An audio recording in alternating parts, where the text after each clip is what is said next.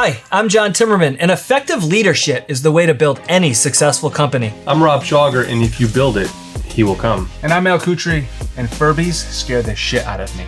And we are the founders of the NoBull company. Are you a loud peer? Say no more. Never be embarrassed again, whether you're at someone's house or out in public. Today's episode is brought to you by Be Quiet. It's the patented soundproof bathroom aid that is the #1 product for privacy. The next time you hear a loud peer, give them the gift of Be Quiet. Make sure you tell them to be quiet.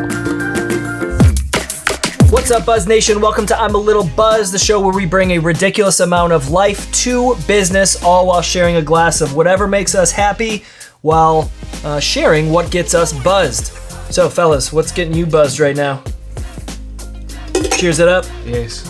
So, I'll start. Yeah, you start. I'm getting buzzed about my breakfast show. We are now, July. So I think we're the 4th month in to my show. I'm here for the waffles, but I'll stay for some questions. I gotta do the intro. I'm here for the waffles, but I'll stay for some questions. It's a breakfast show. Yeah, it's a great show. You guys have seen it. I love it. I cook usually a pretty easy breakfast, but I shake it up. I do weird shit on there, and then I just answer questions that people ask me on LinkedIn about marketing and business. Yeah. It's super fun. It's fast. It's quick. And it's really getting a lot of good feedback. I get people messaging me literally every day, multiple times a day, on LinkedIn, or like, I love your show. I haven't really gotten asked about the recipes yet, so I'm kind of wondering about. I'm about to. It's pretty warm in here. But nobody's asking me about the recipes. So it's just you entertaining them. People might be a little nervous to try to think of my weird. Yeah, but you do some weird shit on there though. You put some weird Italian stuff scrambled eggs. Oh, you had me at Italian. Would love. What's in it? What's in it? Rob, let's see about those. 4 scrambled eggs. Okay. I think a 1/4 cup of breadcrumbs. Okay. You brown the breadcrumbs in olive oil first. Oregano. Is this like your chunks of bread crust? I hate No, not the toasted. Not the toast. Nope. Not the toasties. Actual like breadcrumbs. Okay. Yeah. Toast them. Yeah, you just lightly toast them, and then take those out. Put the eggs in, scramble them, throw the breadcrumbs back in. Oh yeah. Oregano. Yeah. Garlic. Smashed garlic first. I forgot the garlic. Salt, pepper, and Parmesan cheese. Okay. Amazing. It's literally like how many eggs? Eating 4. Shake and bake. And isn't it shake and bake? Was like you just yeah. It's like shake and bake, and like I'm trying to think of something fluffy. Scrambled eggs, I guess. Yeah. Pancakes together. Oh. It's delicious. I'm telling you, this one. I'm so hungry. People would blow their mind. Let's just end the show. Do you want to just go make the Italian? You guys want to be on my show? Italian stallion sausage. All right. Anyways. Yeah. Rob, what's getting you buzzed? I am working on my September leadership event. Going to be at this cool outdoor amphitheater. Nice. So we're trying to avoid the whole COVID thing. Like, I got the whole damn theater people. Like, when are you gonna tell us when it is? Sit your butt out as far away from each other as you have to. You got sound there? Is there sound built in? Sound is built in. It's included in the rental. Bro, I need a video guy. You know anybody? Yeah, I could probably hook you up with somebody. Good. Yeah, I can get you in touch. Yep. That's great, man. Mid-September after the holiday, because by the way, the one thing I was waiting on was what the hell's going to happen with the schools in New York State. Oh, yeah. And they still don't know yet, though, right? I saw an announcement today. Well, we still don't really know. It's basically like based on the numbers, if it's under 4%, they're going to open. If it goes above 9, they're going to close again. And what about the middle? What if it's 7? Wait, what? If it's below, I think it's 5. No, I said that wrong. If it's below 5, no, this is accurate. If it's below 5%, then they're going to open the schools. Oh, and then it can go up to 9, and if it gets to 9, they're going to close them again. I see. I didn't realize that. Okay, so it's the scale. If it hits above 9, got it. Yeah, as long as like the beginning of the year, it's below 4. I think it's 4. It's either 4 or 5. I don't know. It's all messes with me. So, yeah. What's getting you buzzed? Nothing nearly as exciting as you guys. I'm buzzed about. I'm going to Target after this. Nice. To get some new shorts. Yep. They got these nice little hidden pockets in the shorts. because I'm trying to like get outside, run more, do a little more. What size pocket? I had all Like sorts cell of phone? all sorts of size pockets. There's like tiny tiny pockets. pockets Oh yeah, for spare change. that's right. Drop a There's quarter. big pockets for your cell phone. There's pockets for everything. You want to put a little snack in there, put a little snack in there. Snacky. But I mostly have like golf shorts that I run in. They're like just like regular, or I have like basketball shorts that are not, like Yeah. I don't play basketball. But I want like a nice good running short that's got the pockets, got everything. So I'm pumped about going to Target. Can you send me a link for that? You sure can. Because I need some too. Dude, they're great. They're great. I appreciate that. Target, man. Target. They come right. Target or Target? Well, I think that it's depends on what you're buying. on the mood. If you're going there to buy some LaCroix, Oof. it's Target. Or some lingerie. If you're going, I was gonna say leopard print. Yeah. Leopard print running shorts. Yeah. Oh yeah. It's a that would get some I'm eyeballs from your neighbors who think you do porn. Can you imagine what my neighbor? And I just had new neighbors. What are neighbors? Neighbors move in. Podcast is sponsored by Neighbors. Yeah, neighbors. That's nicely. They just moved in. They're real nice people, but wait till they see all my porn lights go up. Oh, they're gonna start asking questions. I was out last night doing my walk run, and I go by this house, and I look up, and I'm like, oh, I wonder if these people are related to Al. Did Al move in? It was like this blue turquoise glow coming from the upstairs, and I'm like, with sheets over the windows. No, when the sheets are not on the windows, you know that there's nothing illegal going on. It's when you find the sheets and the glow. Yeah. Whatever. Time to call a Al's squad. sheets are permanently up. I don't do anything funny, shady. Just looks like I do. All for show. It's all for show. It's all production. Shizzle. All right. Well, today's show is on. Wait a minute. What's up, Jim? Now is the time to cheers to life, love, lots of laughter, and hitting lock on your car key fob a minimum of 3 times, even though you heard it lock the first time. Oh, that's True story. great. Minimum of 3. Every time. There is not a person on this earth that doesn't do that. Just in case. No way. Dude, I know. Nobody. I know. Wow, that was great. I hit that button 1,000 times. By the way, Al comes up with all of our cheers, which is why they're all Hey, hilarious. mine does it automatically when I walk away. Doesn't matter. I don't hit it 3 times. Well, you're I'm like sociopath. that Bet you sleep with your socks on. Tube socks. I bet you sleep with your socks. That's right up to my kneecaps. Hey Buzz Nation, are you a Gary Vaynerchuk fan? How about David Meltzer? How about Shay Rowbottom, Constance Schwartz Marini, and more? That's right, NoBull 2020 2.0 is coming up April 8th, 2021. Do you want a free ticket? I know how you can get one. Head over to empathywines.com and buy any 12 bottles of delicious Empathy, rosé, white, the red, and use the code NoBull2020 at checkout, and you will get a free $250 front section seating ticket to watch Gary, to watch Shay, and to watch all the amazing speakers April 8th. Head over to NoBull2020.com for more info, and we'll see you there.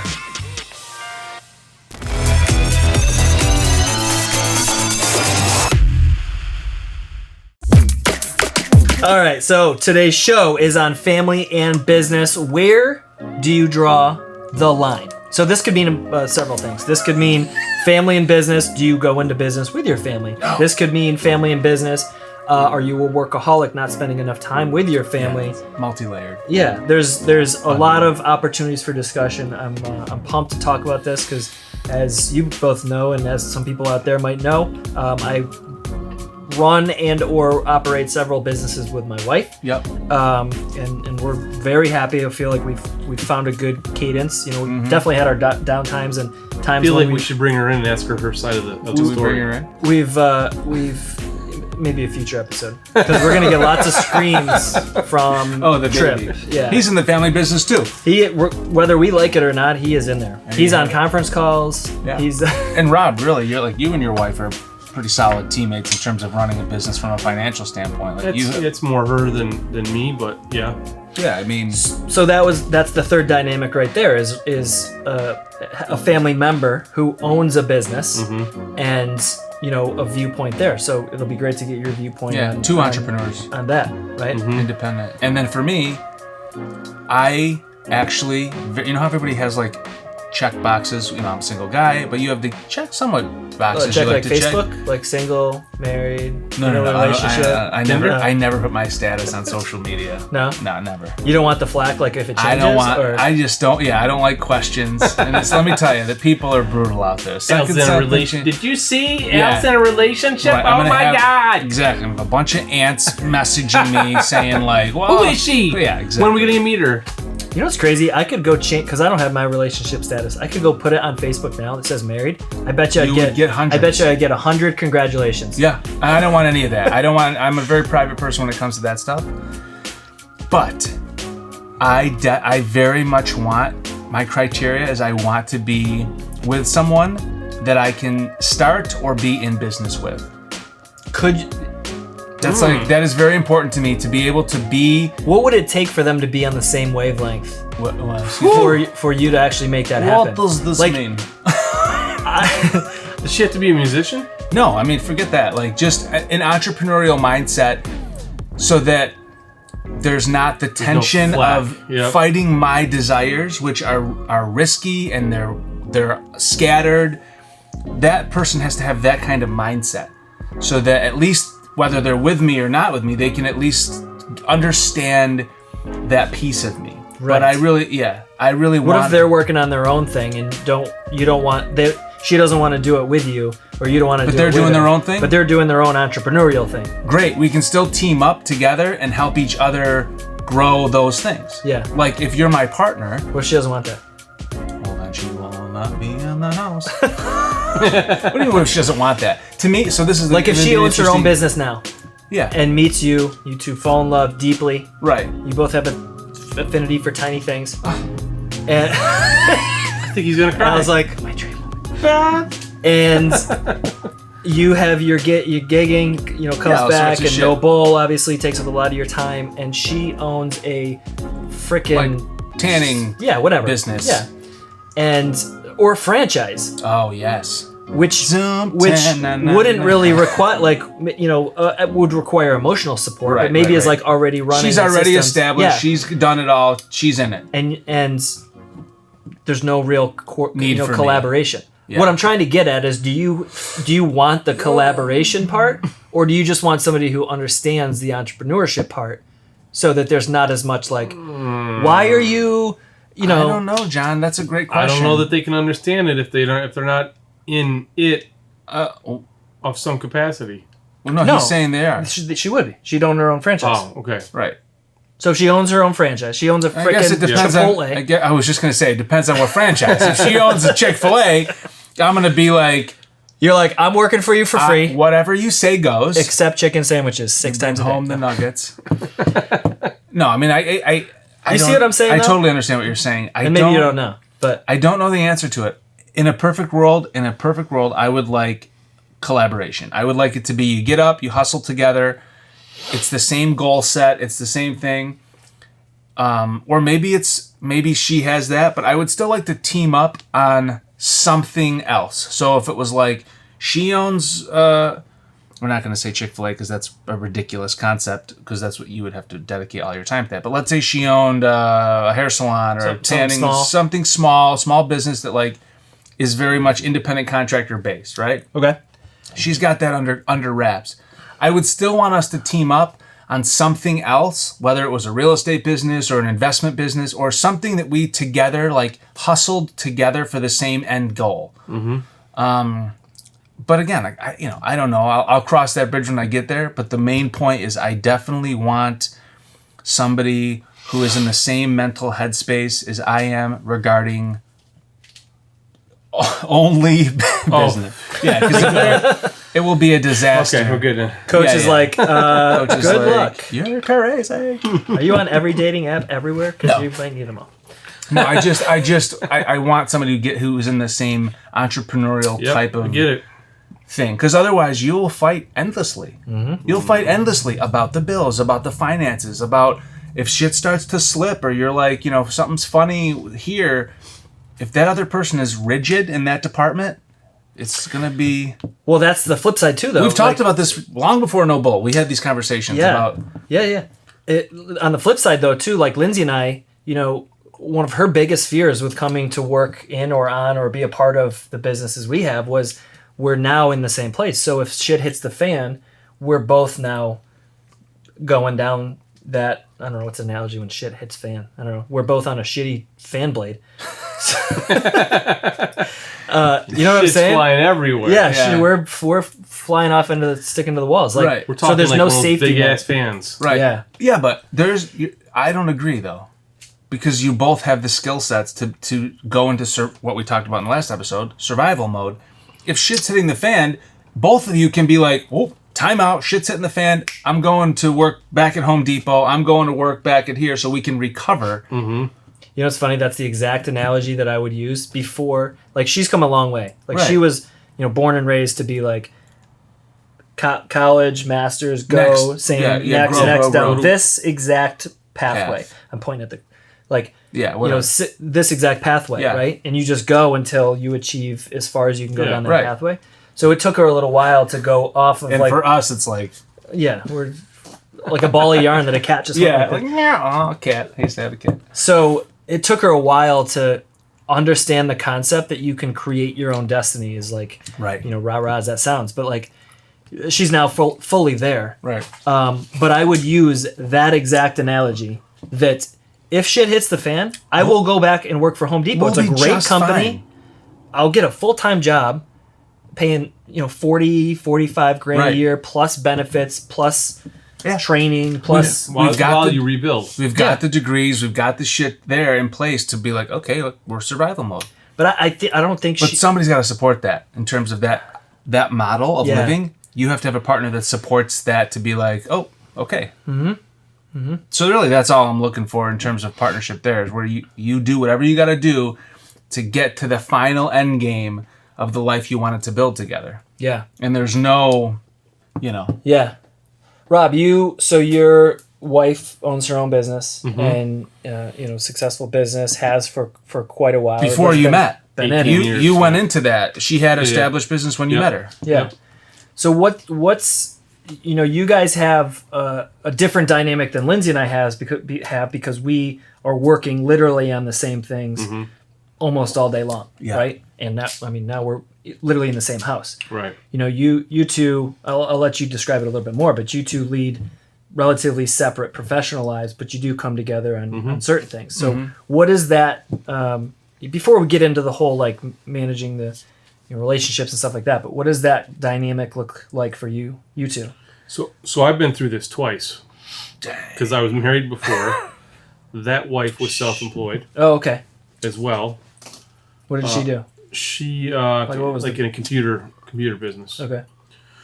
So she was self-employed when I met her, second generation, and then I was. Her business was second generation? Yeah, her dad started the company. Okay. And they were still are successful. Successful. Okay. And then I was corporate from the job that I was talking about with our last show, and then I started my own business. Mm-hmm. So two side by side. The difference then was little children.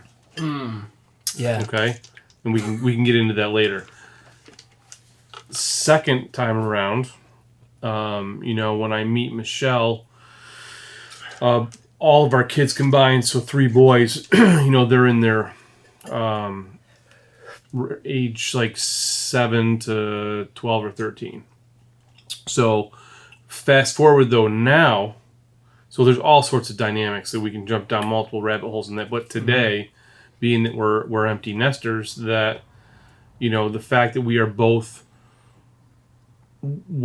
we both work our ass off all the time, and then so we're on that same page. Like, Same hey, wavelength. it's okay. Like, look, I'm not bent out of shape because like she's studying right now for another certification, and it's like all consuming. And so are you though. And that's fine. Yeah, and so am I. So it's like we're I'm good. Like we're not like there's no issues come the weekend because I thought you were gonna spend time with me or this or that or like that. No, we like look. You go do what you got to do.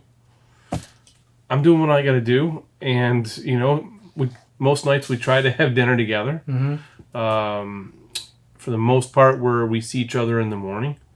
And then on the weekends, we're usually both home, even though we might be working on separate projects. There's just something to that, even though you're working in parallel lanes, that you're still home together. You know what I mean? Like, so you can still like, oh, I'm gonna take a break and we're gonna sit down and do this together, or we're gonna go to church together on Sunday morning, or whatever, and that makes a huge difference versus how it was the first time for me. Mm-hmm. Yeah, like expectations wise. Yeah. But when you talk to each other, like when you have discussions about what you're each doing. Yep. I don't know. Do you think it's like just? I don't like it when you talk to your partner about what you're doing and you're just basically informing them about like what's happening in your life. Mm-hmm. And it's a very like informative session. Well, like this is going on, blah, blah, blah. And the other person, like they understand it or they, they get it, but they're not like tied to it. They're not emotionally invested in it. They're just kind of like, oh yeah, that's tough. Or, like my last girlfriend used to tell me all the time about things that were happening at in her work environment. And I would go into like problem solving mode, and I would be like, well, you should quit tomorrow. And that would light her up, and it would not go well because she was like, that's not how this works. Right. She doesn't want you to tell her, she doesn't want you to be a problem solver, she wants you to listen. Right. And I think that's, a key thing to understand when you're with somebody, but I think that's a gender thing, and right, like totally. I might get people out there that are like, well, but like, yeah, I truly believe that there's a masculine need to solve a problem. Oh, for sure. There's exceptions to the rule, of course. Yeah. There always is. I struggle. I don't want to say struggle, but like, I do. I struggle with the same thing, and it's. What, do you want to be a problem solver? Yeah, it just comes natural to me. And Lindsay and I, had a lot of riffs early on when she was at her job, and she would come home and same thing. And like her job was awful, but like that's not the point. Yeah, that's not the point. Like she would come in and she would want me to listen, and it's not even like she wanted me to say, oh, like I'm so sorry, like that's right. She just didn't want me to like smash it in the face and be like, this is what you should do. Oh yeah. Like Jesus. Didn't want that. And like right. I literally did not know like why I was doing that. Like I don't know if I was built that way, if it was. Well, I think it's twofold. I think you want to solve the problem because they're a problem solver, and I think you want to relieve the person that you love from suffering. Right. Like my love is suffering. I will fix this in 2 seconds. You will no longer suffer. You will smile. Like I think it was a third thing also. All day long, all I do is put out fires in the businesses. Sure. All I do, I am the bottleneck. I am this little area in the bottle where things come to me and they're like, what the fuck do I do? Yeah. And I'm like, do that. And like, yeah. So I think it was that. I think it very much was like, you're suffering. I can see you have anxiety and like, super stressed out. Yeah. And like this would fix it. Also, my brain doesn't go to the logic. Like it goes very logical, but like 3 steps ahead, which is if you do this, it will solve the problem. But I'm not automatically analyzing all the things to get there. Right. Like, oh, you'd have to go to your boss and you'd have to say this is this and you'd have to say this and do actually all this legwork. I just know like what would actually fix it. Well, right. And we had lots of conversations that went that way, where, just like you said, literally verbatim, she'd come home. Oh my gosh, hundreds of times. And thanfully, now she doesn't have that job, so there aren't as many problems. And thankfully, I started learning my lesson a little bit. Right. I'm still like that. My DNA is there, and she will definitely tell you like my DNA is just. I say DNA like It is that. I feel like I was born that way. Like I feel like I've never thought a different way. I feel like I've always just been like, oh, this is wrong. I'm gonna go try to fix it. Right. And sometimes you can't, and sometimes and the other thing that like going back to what you were saying before, Al, is like we're guilty of that. Like in our home, like it's very, you and Michelle. Yeah, it's very easy to just like tell each other shit. Well, the whole conversation at dinner table becomes about business, right? Right. When you're working X number of hours a day, that's your life. It's your life, and it's like, you really have to mentally work on that to like, okay, what else are we going to talk about besides like a job or the business or NoBull or like she's better at it than I am. Like she does not want to come home and talk shop. And I'm like super excited and blah because I'm like, right. But that, I mean, I don't know. I think like shop is your life. When you spend the number of hours everybody spends working on whatever, right? It's like in my world, in my mind, I would love to be able to talk to my person about our shit, not my stuff, and then I listen to your stuff, and then like, well, let's go to dinner tonight. Well, that's where it's very different when you have somebody who's got a full-time job, right, or even has their own business they have their own kind of mental process of when they check in, check out, draw the line between family and business, that kind of stuff. And when you're doing it on the side, you're building things on the side, right? So like that's your time to come home and like decompress, discuss, kind of go over things. And Lindsay and I, we're the same way. And you and your ex maybe were the same way. Like I think that's relatively common that that somebody, especially if they are in a job they don't like, right? They want to come home and it's either decompress and just get it out, don't want solutions, or don't even want to talk about it. Right. And then you're coming home, or this I'm talking from my experience. That wasn't the case for me, but yeah. Coming home and I'm like, oh, this thing happened or whatever, or like flip flop. Maybe it was a terrible day and I'm just like, I'm out. I don't want to talk about it. Like I want to answer questions. Yeah. So that in that respect, if you are working on the same exact thing, you're on the same wavelength at least. I think and this won't get into like a relationship discussion because that's not what the topic is about. But I just think the importance of shared ideologies, and I think the importance of having your life together keeps the bond of your relationship. Although it's harder to do, it keeps the bond of your relationship strong. Because what I tend to think about is like attracts like. So if you're real into like cars, and your wife is real into something that's completely not cars, right? But like planes, whatever. No, it's still travel.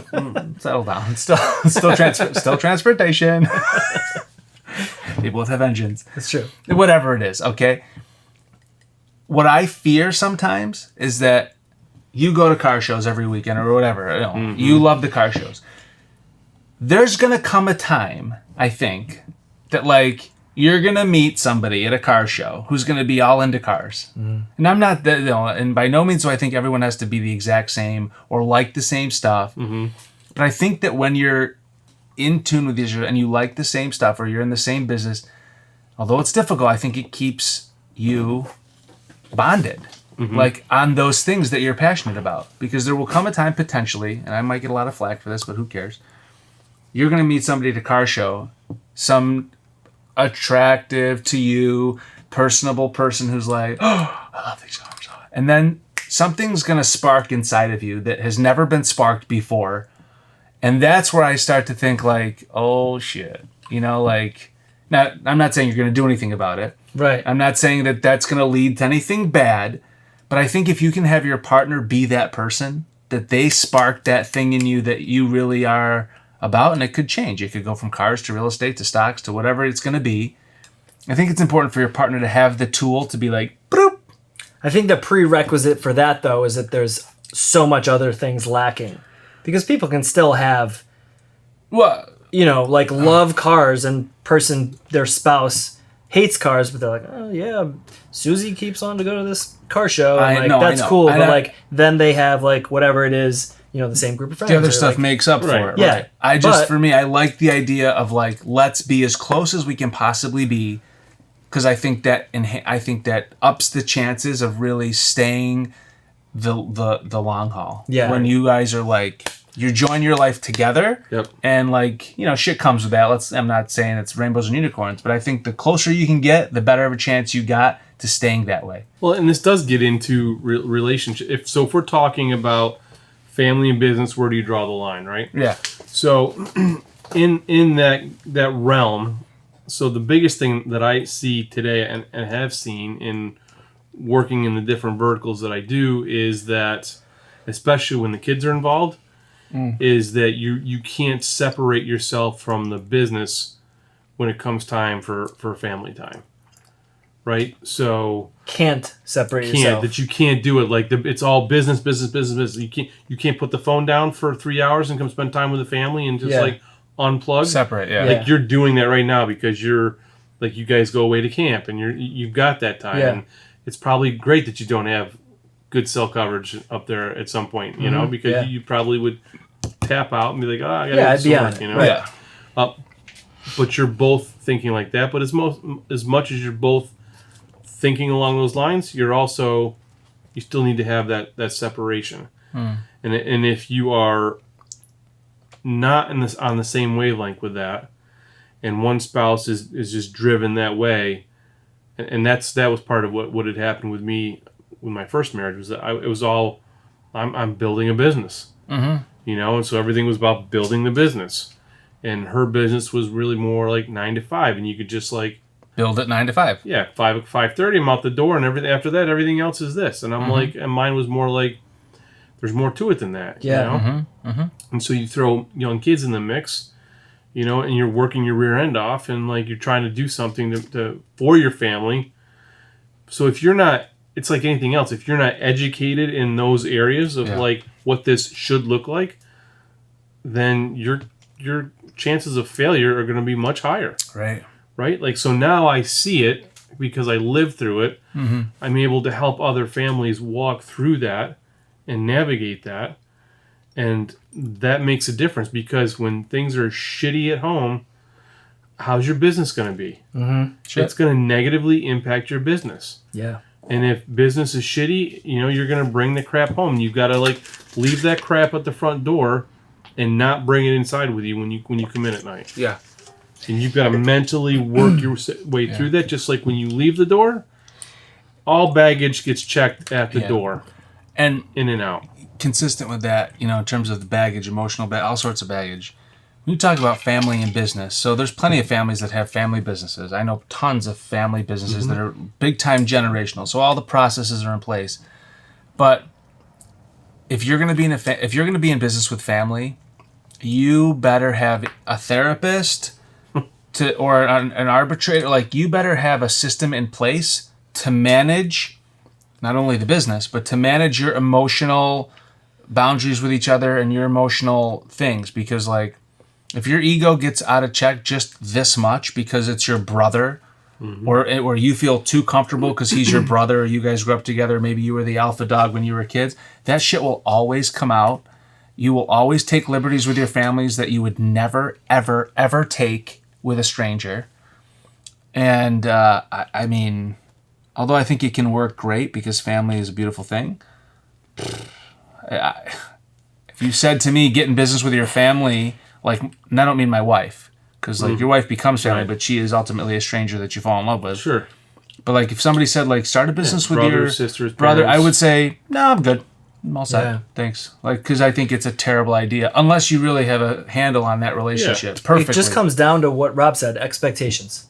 It literally comes down to expectations, because if I go into business with my brothers, right? I know my brothers are super. Like, you guys think I'm like a lone wolf, you know? My middle brother is like, he probably will never have employees. Like, you know, he's just a free thinker, does his own thing. He has his own business. Is that Timmermade? Timmermade, yeah. He makes ultralight hiking gear. Yep. And he sells stuff, I think worldwide now, at least definitely nationwide. And it's just like one-off stuff. Like, he makes it, ships it out. He makes it, ships it out. Right? But I could totally see like his expectations for what he wants out of his life and business are vastly different from what I. So I would struggle. I think we would struggle to do business together. Yeah.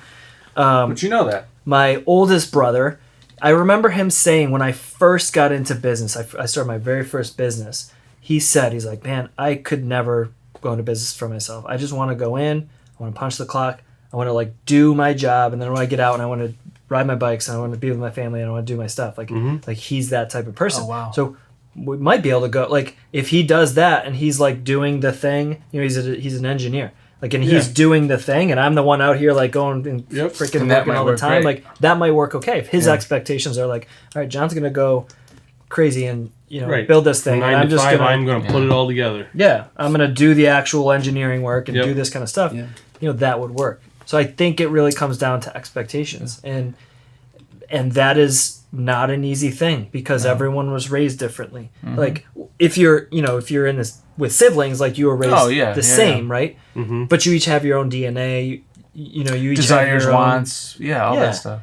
With Lindsay and I, we were raised very, very differently, and that it sort of went like this, right? So down here, it was tough. There was a lot of like the little, you get the thing where the globe where you can touch the thing, and there's like the zap that goes from your finger to the globe. Yeah. Well, there was like lots of like that electrical stuff going on until we figured out.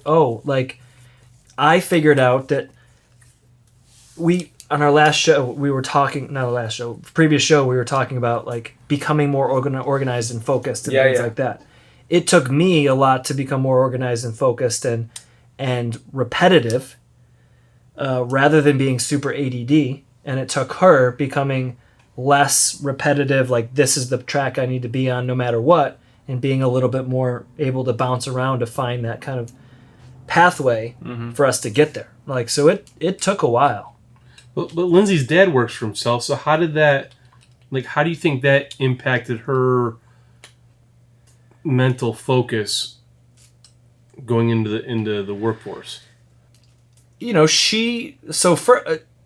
From my understanding and like our deep conversations, like she didn't really see inside the business much, right? So she saw that her dad worked really hard and then came home, and like left super early, came home late. Super late. Yeah, So there was no. Did that stir her from like I don't want that kind of life? I don't think so. No, that never came up really. It's just she didn't see the ups and downs of entrepreneurship. She didn't see. She just saw dad works hard and he's gone a lot. The risk, the fear. Yeah. Whereas, so here's Gary Vaynerchuk, right? So, you listen to his content. He talks about growing up in a liquor store. Like he saw all this stuff from like 12 years old on, and he even talks about like, his DNA was entrepreneurial. Anyways, he came from an immigrant family. Like climb, claw, like get whatever you can, like build. And so his lemonade stands and baseball cards and stuff like that. Right. But then when he got dragged into the liquor store, he talks about how like he did everything. He was in the basement stocking shelves for like 2 years and restocking and bagging ice and doing all of that. So he eventually, the only place he saw his father was when he went into work. And so he got to see all of that.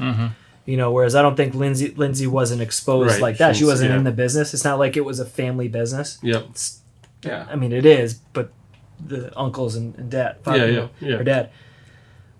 So it still took her a while to get over to the entrepreneurship side because the way she was raised was go get your levels of achievement. Yeah, go to school. Yep. Get good grades. Get good grades, go to school, do this. And that's even before the previous generation was very much like go to school, go to college. Like that's the way to do it. My family was not like that. My dad was very entrepreneurial in his own brain, but I mean in his own right, but not in the way where I need to build something. It was more like I just need to do what I want, like in life. So it might be maybe that's not the right word, entrepreneurial, but he would go do a job that he loved doing, and then the moment like somebody came in that he didn't like, a leader or something, he'd be like, all right, fuck you guys, I'm out. And then go do something else. And like he bounced around to a bunch of different jobs. And he wasn't afraid to do that because he wasn't going to stay somewhere and do a job zero that he fear. Didn't like with people he didn't respect. Lindsay had an incredible amount of fear to leave her job because she had spent so much time building that career. Right?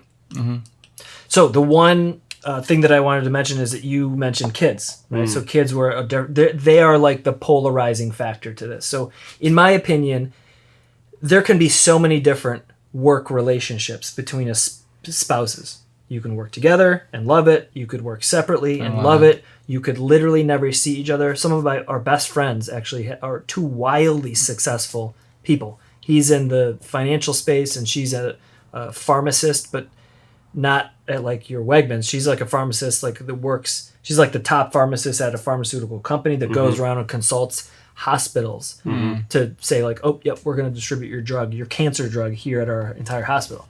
So like she's traveling, I don't know about these days, but like she was traveling every week, 5 days a week. They'd come home and then they'd literally pack up, get into a plane and fly off to like freaking, some lake somewhere, spend 2 days together, come home, like do it again. Right. Yeah. And they're super happy that way. Do they have kids now? They don't have kids. No. Very happy that way, right? And some other people in our lives have that similar work life. COVID hit, and now things are a little rocky because they're home together. Yeah. So things are becoming a little rocky. So and that's kind of gets back to what I'm saying is when you live separate lives, you live separate lives. And I don't think it gives the opportunity. I don't think it gives you the opportunity to really like test certain things in terms of your bond and your relationship and your resiliency. And I don't know. I obviously just opinions, but I think living truly separate lives where you come back together. And again, many people do it and they're super, super happy, and there's nothing wrong with it.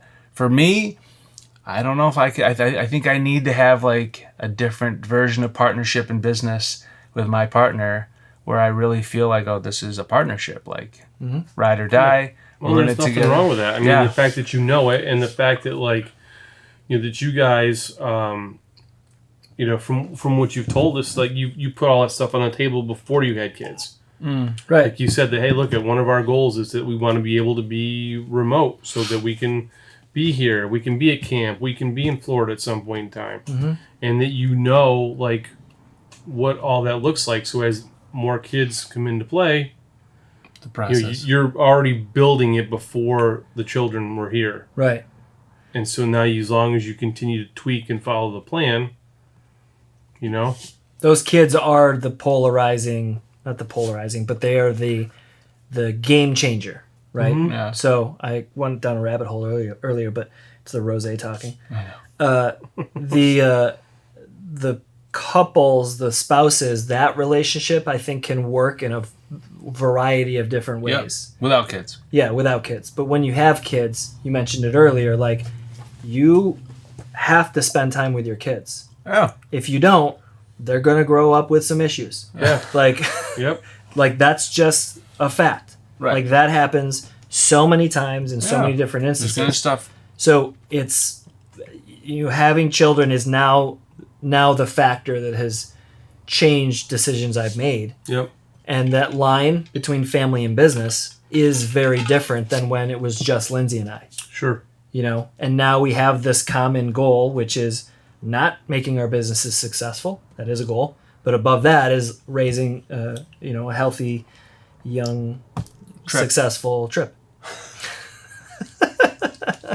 Raising a young Trip. Yeah, raising a young Trip. So that is an eye-opening experience for sure, and one that all the stereotypes now make sense. Yeah, and I love to hear stories about this specifically. Like I talked to Paul Valenti at length for a very long time because before we started this, I said like, Paul, I admire you so much because he's in his 50s or whatever. He did a million different things, like the ultimate entrepreneur. He tried a million different things, was very successful at a lot of them. Other things went to shit, and it didn't matter. At like 50, I mean, still very young in terms of like starting something. Him and his wife and their 2 kids launched themselves into a donut business. And I talk about this all the time because I model myself. I want to have that kind of a model where like, you could be 50, you could be 60, you could be whatever. And I want to, yes, I do want to get into the donut business always, but so, that's part A and the driving force. But that to me, I admire them so much. They took their entire family and launched themselves into a business they knew nothing about. And he told me some of the struggles that him and his wife faced as a result of that. Sure. He was like, bro, like, you don't even know. Yeah. And I thought, great. Tell me. Like, I don't know. Tell me, but like they're still together. They're stronger than ever. He couldn't imagine, like he was like the level of hell that it put us through. I mean, the result coming through, getting through that together was like there's nothing there's nothing that could make me trade that in for the result that came. So for me personally, I love that storyline, and I would love to hear that from other people that listen to our show. If you run a business with your family member, like tell us, send us in messages, like tell us your story about your family business. So I got one kind of closing question for you two, and then I'll answer it too. Answer it however you want, take it whatever angle you want, but like where do you see the line between family and business? Where do you see what does that line look like for you, or what you want to have? Where do you see that line, and what happens over that line? It's to me it's family first, so it doesn't matter. Like if I don't have my wife, then everything else that I'm working on doesn't mean shit. So like that comes first. I don't know that I always thought that way, because before it was more important that I'm like, not that I didn't love my wife, but it was like I'm building a business. Today it's like, hey, you know what? This can wait. This is okay. We'll shift, pause, do whatever, and like that comes first. Like I would never put any business relationship or business endeavor before the family. Quick question before we jump to Al on this. Do you think that that's because you were young and hungry trying to prove yourself that was different than now? Or the first time? Yes. Oh. Or do you think now it's changed because you saw what that did? Both. Like I can't tell you how much of an advantage that both of you guys have.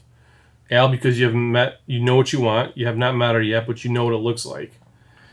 John, you've met the girl of your dreams. You married her. You've started a family, but you worked together to say, hey, this is what we're doing, right? So I didn't know. I mean, I was there's two jokes that we tell when we're out and about, and people look at me and they're like, first of all, as you guys have said, like, well, you don't look like you're almost 50.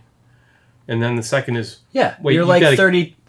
You've got a kid who's 25, and I'm like, yeah. And they're like, how is that? And I said, well, you guys were young and dumb and having fun and screwing off. We were starting families, and so the hopes are that as you become older and wiser and have more money, you're still young enough to do even better things than you would have when you were in your early 20s. Yeah. The problem is, and it becomes generational. Like I couldn't give to my kids what my dad didn't give to him and his dad didn't give to him. Right? So I learned through it and was also trying to like grow a business and do my thing. And the way it is now is because A, yes, I saw that, and B, because I have physically gone and studied what it needs to look like in order to, have a successful family, business, spiritual life, all of that mixed together of what it looks like. So much so that I sought out the opportunity to literally go and teach that to families, and I do today because I lived it. Yeah. And I'm like, man, if you guys are so fortunate that you're in the position that you're in. I mean, it makes me emotional that like I can see that like you don't have to have the divorce and the train wreck and the freaking derailment. Like you can do what you want to do and have it all and move the whole family and business forward. Yeah. Unless I continue to grow my beard, then I might get a divorce. Don't do it. It's not worth it. I let it go like not worth it. Right up until like a couple days, and then I cut it. Yeah. It's nice. Yeah. Keeps everybody on their toes. And she might shave it off for me. Yeah. Keeps everyone on their toes. You know? Nobody wants to be too secure. Well, thank you, dude, for that answer. Yeah. Al, where do you see that line? You also are, you have other family members that you do business-like things with. Yeah. We invest in things. And so what do you, what's that line look like? I would say. Is it there? I would say the line is always there. And I would say, family, it's two-sided. nothing like family in terms of trust, right? Like, and then in other cases, it's the opposite. Like, you can't trust your own family. You know, like everybody's got a different dynamic with their family, but family, blood, whatever you want to call it. I would say gut check the relationship that exists without any other, just person to person. If that relationship is strong and it has very few cracks and weaknesses in it, it probably is something you can explore with that person because you have a history of a great, solid, you've been through disagreements together, you've been through different things, and you guys really have a tight bond. If there are existing cracks and existing things that, I don't want to call them weaknesses, but just stuff, right? Shit, junk in the trunk, whatever. Junk in the trunk? It's the truth. I always thought they meant something else. It does, but it's also it's you can use it in different contexts. I got this context, right? Yeah. Go. I'm saying, yeah. Are we together on this? If there's existing, we're together on the junk in the trunk. If there's existing shit there, junk in the trunk, I would say put the line there, and don't try to like, oh, well, we're going to be fine in business. That's like a relationship that's like, maybe it'll get better if we have a kid. Yeah. No, it won't. It's going to get worse. Yep. I would say if you know like there's delicate areas there, just leave it alone. Get a different business partner because they're not going to get better. You don't have time to work on your relationship when you're trying to build a business. Like, that's where the line is. If you can, you gut check the relationship as it stands without any other. It's just human to human. If it's solid, go for it.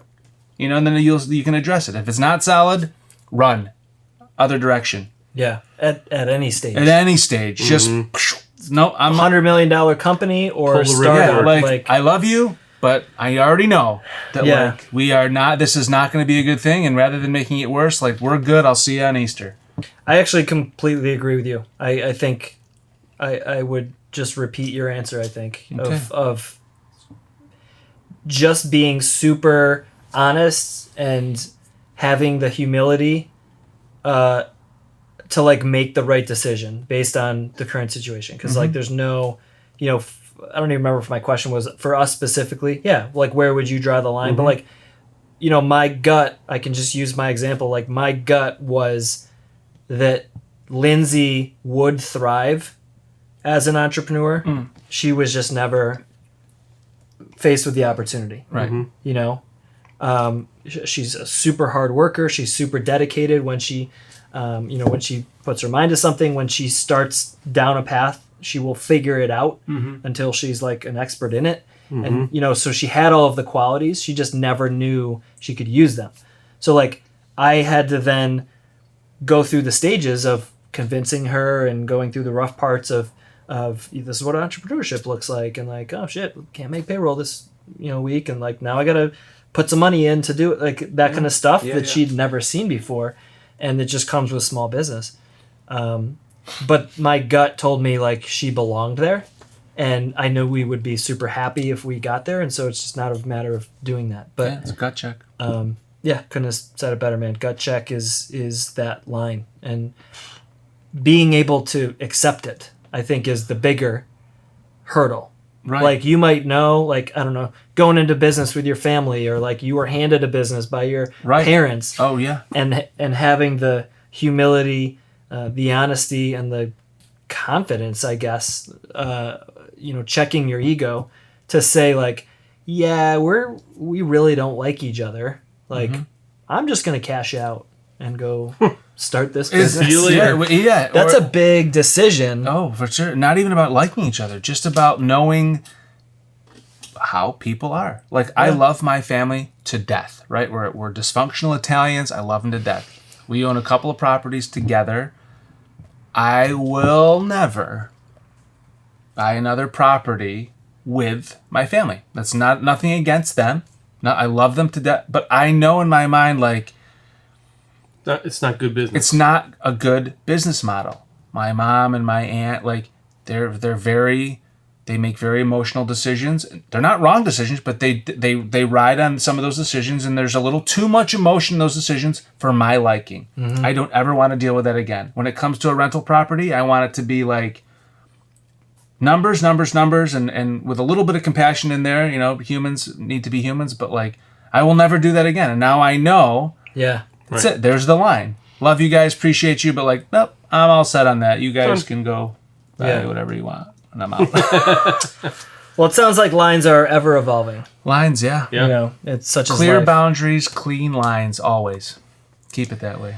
Cheers. As always, everyone, thanks so much for watching. We appreciate you so incredibly much for tuning in to us talking about bullshit and Tiny's time I finish my drink. Al's tiny little glass. We'll give him a second to fill it up. A bigger glass now. But don't forget, everyone, Tuesdays and Thursdays, you can watch us at 8:30 p.m. Facebook, YouTube, if you like to watch videos, podcasts, you can go to Apple, you can go to Google Play, you can go to Spotify, you can go to Stitcher, you can go to all the places. Anchor, we're there. So thank you so much to everyone. Cheers, everyone out there. Cheers to you, fellas, to life and business. May you all prosper in both. Yes.